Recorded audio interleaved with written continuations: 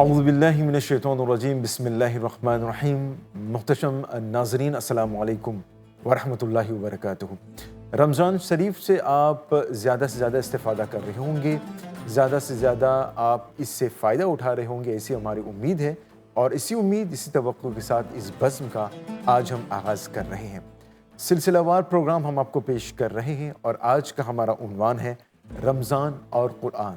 بالیقین رمضان اور قرآن کا تعلق بہت گہرا ہے، اس کا رشتہ بہت وسیع ہے، بہت گہرا ہے، اور بے شک رمضان اور قرآن پر متعلق ہم آپ کو ایک جامع تقریر آپ کو ہم سماعت کر سکیں گے آپ۔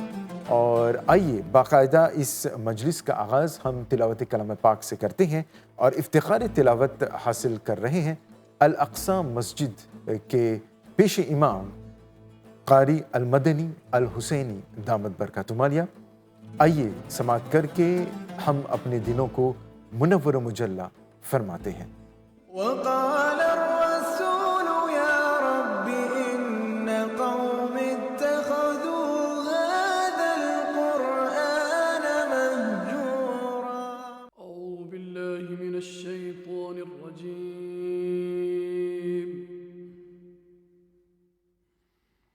بسم الله الرحمن الرحيم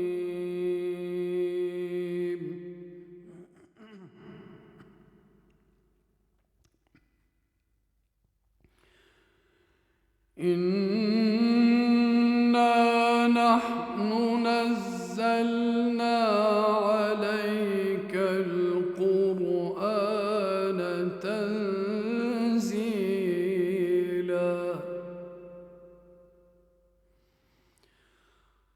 فاصبر لحكم ربك ولا تطع منهم آثما أو كفورا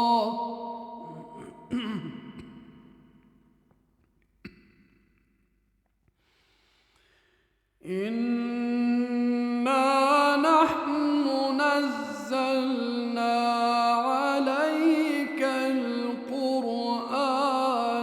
تنزيلا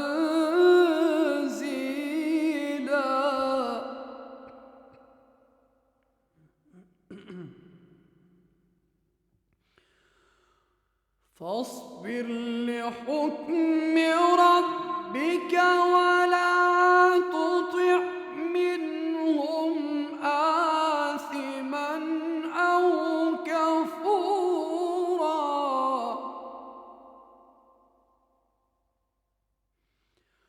واذكر اسم ربك بكرة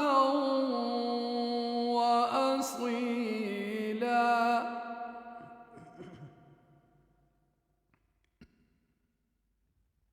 واذكر اسم ربك بكرة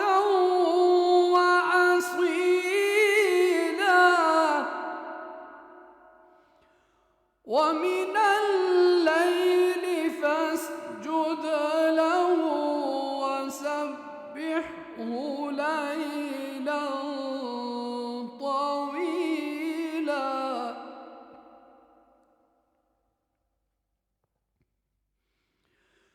إن هؤلاء يحبون العاجلة ويذرون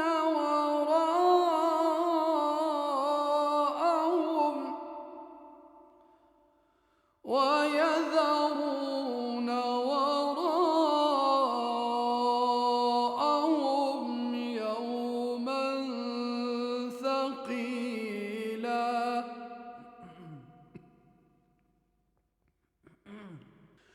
إن هؤلاء يحبون العاجلة ويذرون وراءهم يوما ثقيلا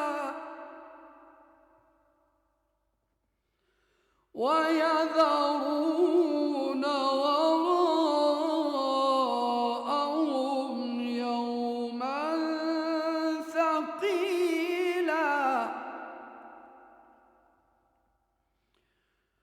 نحن خلقناهم وشددنا أسرهم وإذا شئنا بدلنا أمثالهم تبديلا.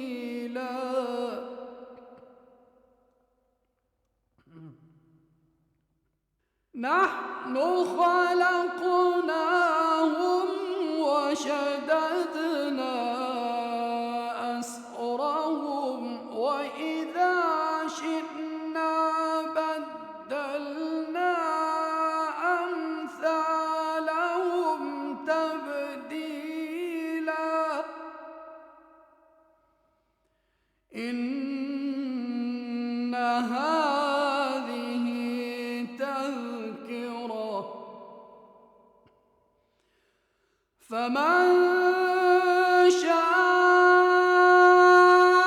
اتخذ إلى ربه سبيلا.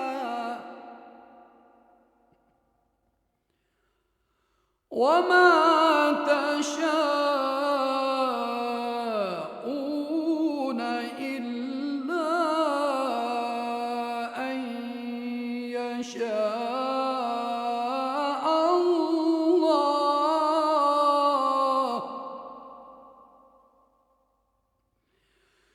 إن الله كان عليما حكيما.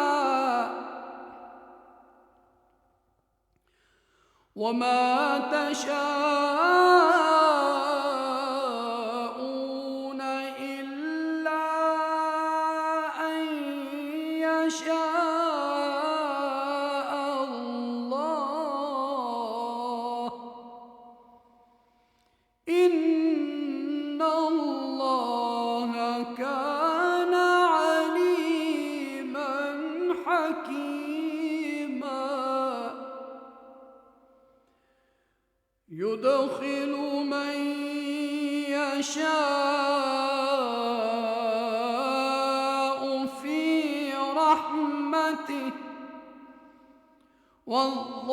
والظالمين أعد لهم عذابا أليما. يدخل من يشاء في رحمته والظالمين أعد لهم عذابا أليما.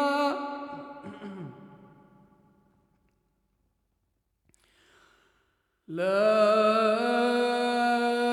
إله إلا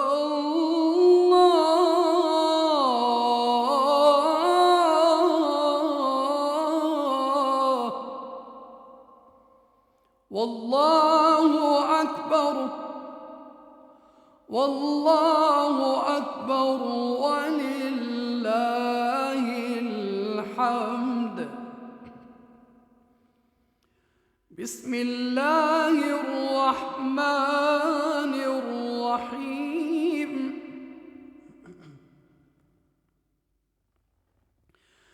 بسم الله الرحمن الرحيم. والتين والزيتون.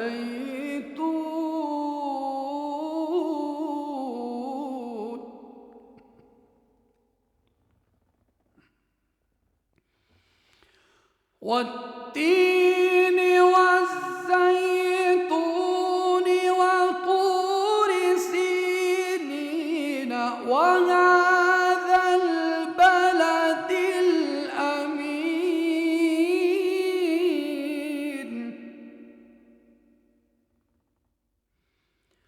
وطور سينين وهذا البلد الأمين.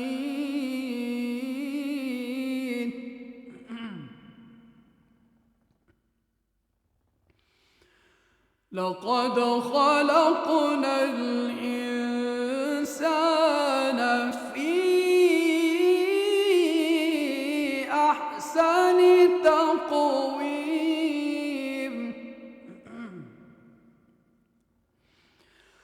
ثم رددناه أسفل سافلين إلا الذين آمنوا وعملوا الصالحات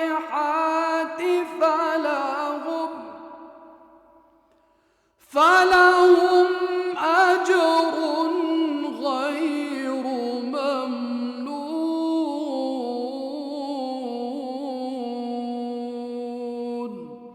صدق الله العظيم.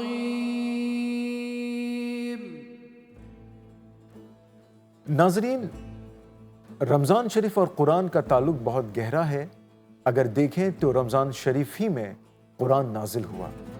رمضان شریف ہی میں حضور نبی کریم صلی اللہ تعالی وسلم حضرت جبریل علیہ السلام کے ساتھ قرآن پاک کا دور کرتے. اور یہ بھی دیکھا گیا کہ رمضان شریف ہی میں تراویح کی نماز کے دوران قرآن پاک کی تلاوت یا پھر قرآن کے اختتام کرنے، قرآن پاک کو ختم کرنے کا اہتمام کیا جاتا ہے. تو اس سے مطلب یہ ہوا کہ رمضان شریف اور قرآن کا بہت ہی گہرا تعلق ہے. آئیے اس پر ہم آپ کو ایک بہت ہی جامع اور عالمانہ تقریر پیش کر رہے ہیں، جسے پیش کرنے کی سعادت حاصل کر رہے ہیں مولانا حافظ قاری نعیم الدین نوری دامت برکاتہ عالیہ. آج گڈلینڈز کی جامع مسجد کے خطیب و امام ہیں. پیش خدمت ہے رمضان شریف اور قرآن.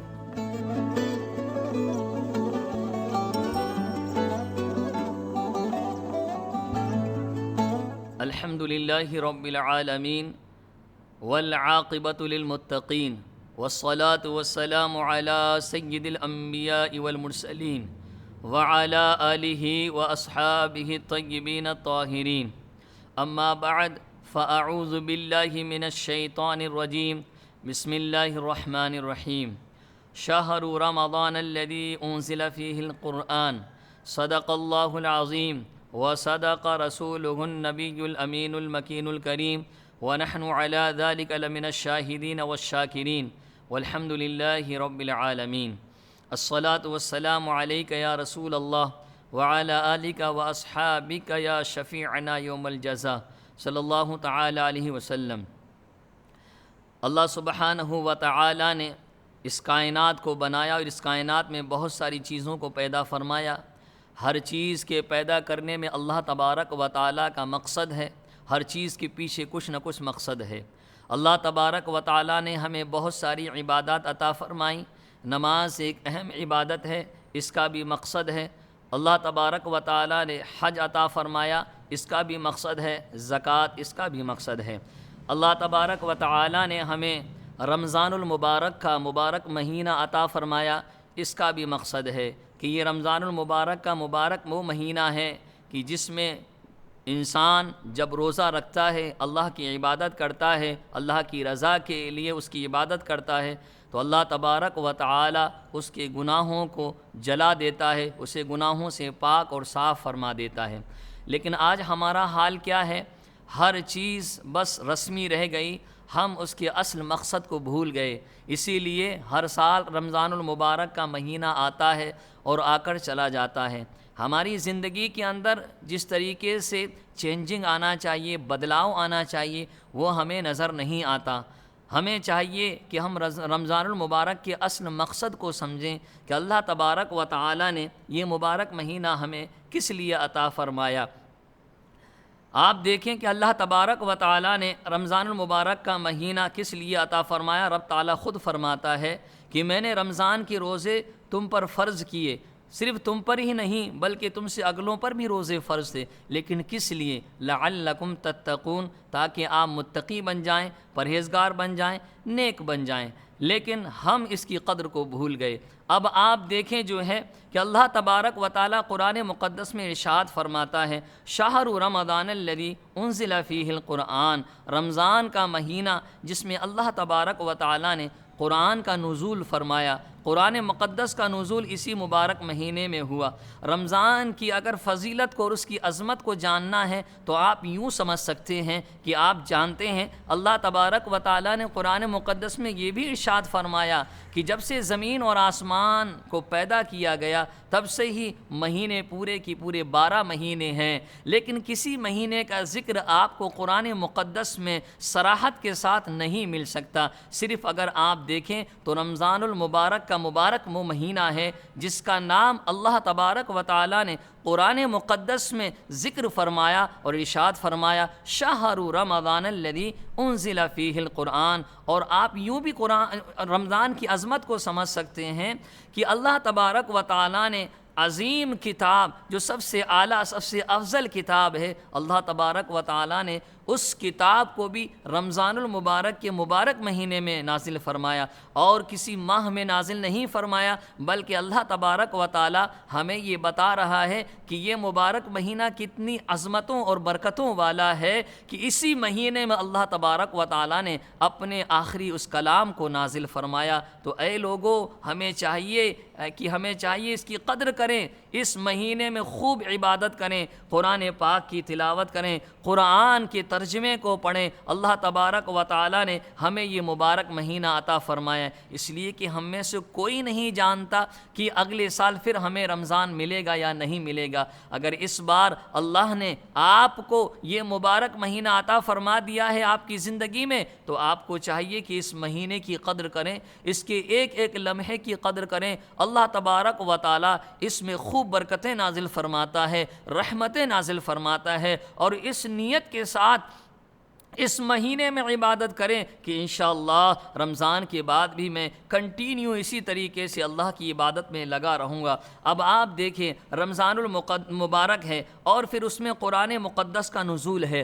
اللہ تبارک و تعالیٰ نے ارشاد فرمایا ھدی للناس، یہ قرآن اللہ نے کیوں نازل فرمایا؟ اللہ تبارک و تعالیٰ ارشاد فرماتا ہے لوگوں کی ہدایت کے لیے اسے نازل فرمایا گیا کہ یہ ہمیں راستہ دکھانے کے لیے آیا، اور وہ بھی صحیح راستہ، سیدھا راستہ، صرف دکھانے کے لیے نہیں بلکہ یہ ہمیں چلانے کے لیے بھی آیا ہے۔ لیکن ہم ہیں کہ ہم راستہ چلنا نہیں چاہتے، ہم ہیں کہ سیدھے راستے پر چلنا نہیں چاہتے۔ آج ہم اپنا جائزہ لیں، اپنے آپ کو دیکھیں کہ قرآن مقدس تو ہمیں سیدھا راستہ دکھانے کے لیے آیا، ہمیں ہدایت کا راستہ بتانے کے لیے آیا، لیکن آج ہم سیدھے راستے سے بھٹک گئے ہیں۔ اگر آج ہم اپنے نوجوان نسلوں کا جائزہ لیں تو نوجوان نسلوں کا معاملہ تو یہ ہے کہ وہ اگر کسی چیز کو دیکھتے ہیں، چاہے وہ کسی چیز کو فیس بک پر دیکھیں یا ٹیلی ویژن پر دیکھیں، فوراً اسی کو خرید لیتے ہیں، اسی کو فالو کرنے لگتے ہیں، اسی کے راستے پر چلنے لگتے ہیں۔ لیکن قرآن بھی تو ہمیں کوئی راستہ دکھا رہا ہے،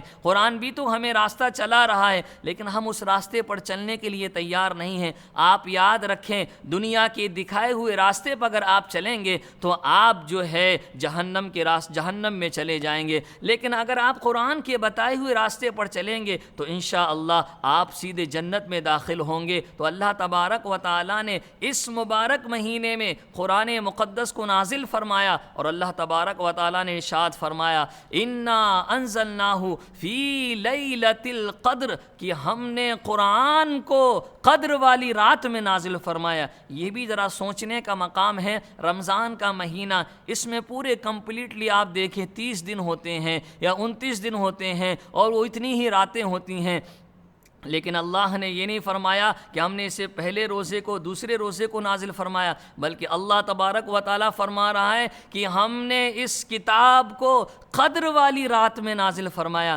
تاکہ ہم اس کلام کی بھی قدر جانیں اور رمضان المبارک کی بھی قدر جانیں۔ ہمیں ان دونوں چیزوں کی قدر کو سمجھنا ہوگا۔ اگر آپ چاہتے ہیں کہ آپ کی زندگی خوشگوار ہو، آپ کی دنیا اور آخرت خوشگوار ہو، تو آپ رمضان المبارک کی قدر کریں، اس میں خوب عبادت کریں، کلام پاک کی تلاوت کریں۔ آپ دیکھیں اللہ کے نبی صلی اللہ تعالی علیہ وسلم اسی مبارک مہینے کے اندر آپ دیکھیں جو ہے حضرت جبرائیل علیہ السلام کے ساتھ آپ کلام مقدس کا دور کیا کرتے تھے۔ اللہ کے نبی صلی اللہ علیہ وسلم حضرت جبرائیل کو کلام سناتے، حضرت جبرائیل علیہ السلام اللہ کے نبی صلی اللہ علیہ وسلم کو کلام سنایا کرتے تھے۔ اور جب آپ کا وہ آخری سال تھا، جس سال آپ کی وفات ہوئی، آپ کا وصال ہوا، آپ نے اس دنیا سے پردہ فرمایا، اس سال آپ نے 2 مرتبہ دور فرمائی تھی۔ اللہ کے نبی صلی اللہ علیہ وسلم اس طریقے سے رمضان المبارک میں قرآن مقدس کا دور کیا کرتے تھے۔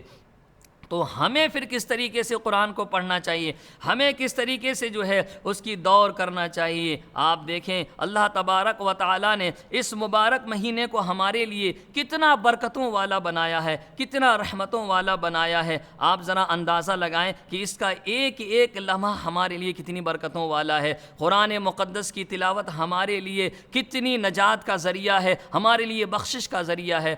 آپ دیکھیں کہ دنیا کے اندر آپ دیکھتے ہوں گے اگر دل پریشان ہوتا ہے، دل میں اگر جو ہے گھبراہٹ ہوتی ہے، تو آپ جانتے ہیں کہ یہاں آپ کی فیملی موجود ہے، رشتہ دار موجود ہیں، دوست ہیں، احباب ہیں، کہیں آپ گھومنے بھی جا سکتے ہیں دل کو بہلانے کے لیے۔ لیکن آپ نے کبھی اندازہ لگایا ہے کب جب آپ کے جسم سے روح نکل جائے گی اور جب آپ قبر میں پہنچیں گے تو پھر وہاں آپ کو جب گھبراہٹ ہوگی تو نہ وہاں کوئی آپ کا رشتہ دار ہوگا، نہ کوئی وہاں آپ کی فیملی ہوگی، نہ آپ کے بیٹے ہوں گے، کوئی دل بہلانے والا نہیں ہوگا۔ ہاں ایک چیز ہوگی جو وہاں پر بھی آپ کو سکون عطا کرے گی، وہ ہے قرآن مقدس۔ کہ قرآن مقدس جو پڑھتے ہیں، تلاوت کرتے ہیں، یہ قرآن انہیں قبر میں بھی تنہا نہیں چھوڑے گا۔ آپ جانتے ہیں کہ جب قرآن مقدس کا ختم ہوتا ہے، کوئی حافظ قرآن جب قرآن کو کمپلیٹ کرتا ہے تو وہ یہ دعا پڑھتا ہے، اللہم آنس وحشتی فی قبری، میری قبر کی وحشت کے لیے اس قرآن کو مونس و مددگار بنا دے۔